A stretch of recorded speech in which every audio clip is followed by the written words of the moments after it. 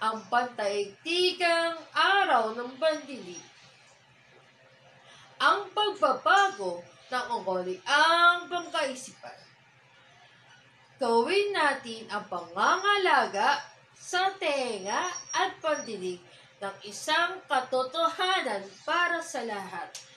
Ang pagbabago ng ugaliang pangkaisipan ay pinakamahalaga para sa pagpapaputi ng karapatang oportunidad at pagbabawas ng gastusin sa mga hindi natutugmang pangangalaga at pagkawala ng pandinig.